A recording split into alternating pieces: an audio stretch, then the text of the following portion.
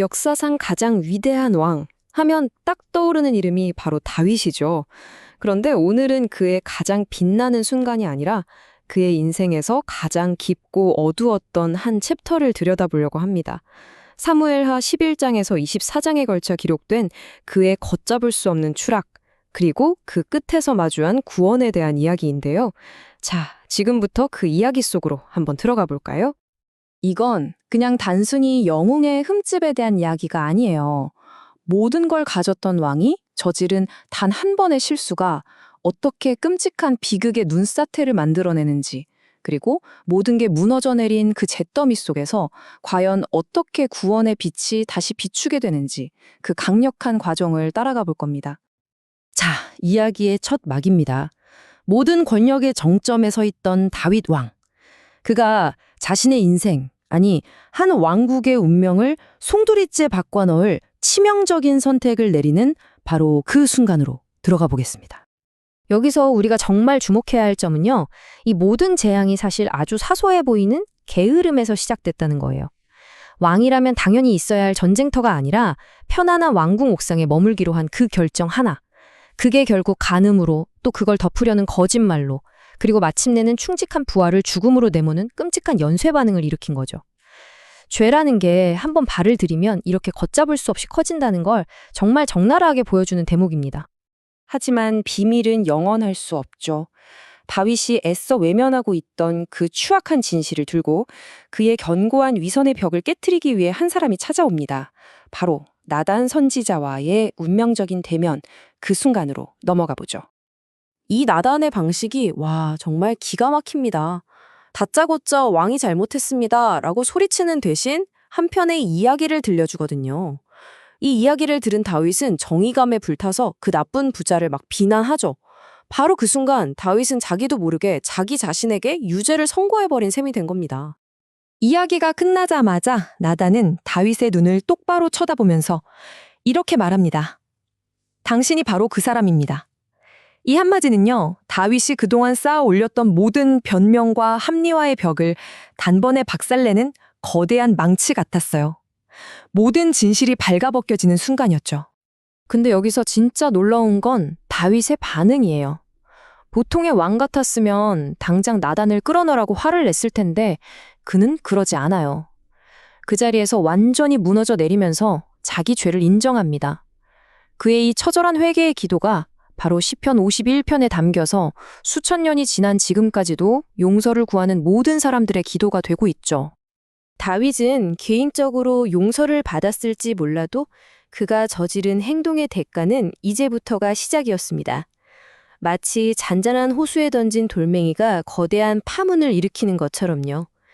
그 죄의 결과는 그의 가장 소중한 울타리였던 가정을 가장 먼저, 그리고 가장 끔찍하게 무너뜨리기 시작합니다. 그러니까 핵심은 이거예요. 다윗이 뿌린 죄의 씨앗이 그의 집안에서 가장 끔찍한 열매들을 맺기 시작했다는 겁니다.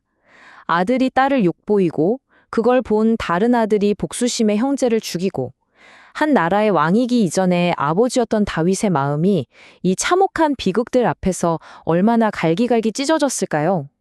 죄의 대가는 이렇게나 혹독했습니다.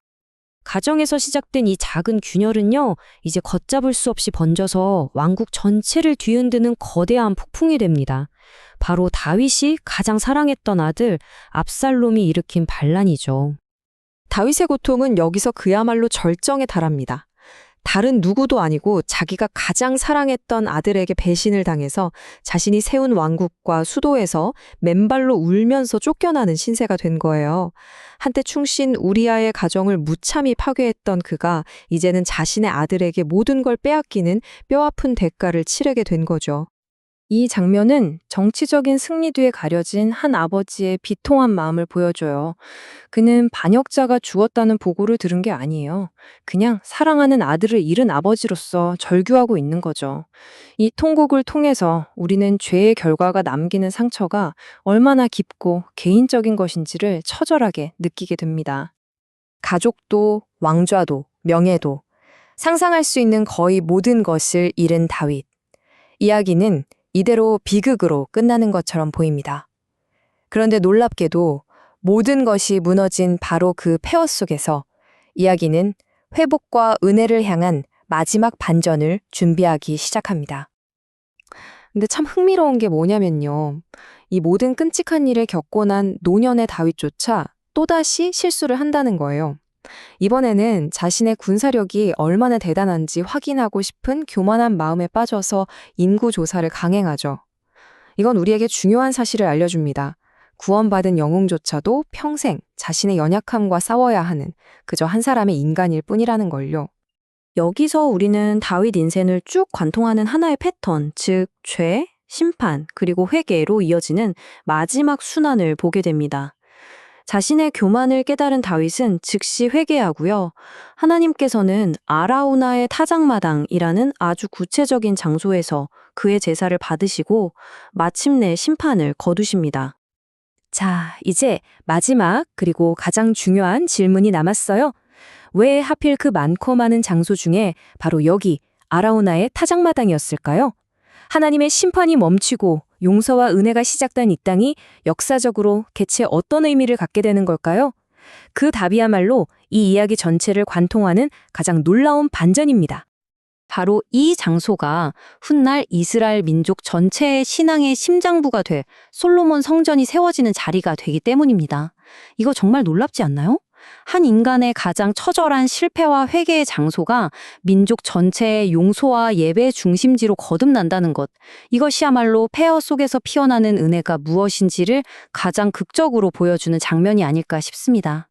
결국 다윗의 이 길고 긴 이야기가 우리에게 보여주는 핵심 메시지는 바로 이것입니다. 인간은 실패하고 또 넘어질 수밖에 없지만 진실한 회개는 결코 그 실패를 끝으로 내버려 두지 않는다는 것. 우리가 저지른 죄에 대한 심판 너머에는 우리가 감히 상상하는 것보다 훨씬 더 큰 회복과 은혜가 기다리고 있다는 강력한 메시지죠. 다윗의 이야기는 수천 년의 시간을 넘어 오늘을 사는 우리 각자에게 질문을 던지고 있습니다. 우리 삶에도 분명 실패와 무너짐의 순간들이 찾아올 텐데 그때 우리는 절망 속에 주저앉을 것인가? 아니면 다윗처럼 다시 일어서서 회복의 길로 나아가는 용기를 선택할 것인가?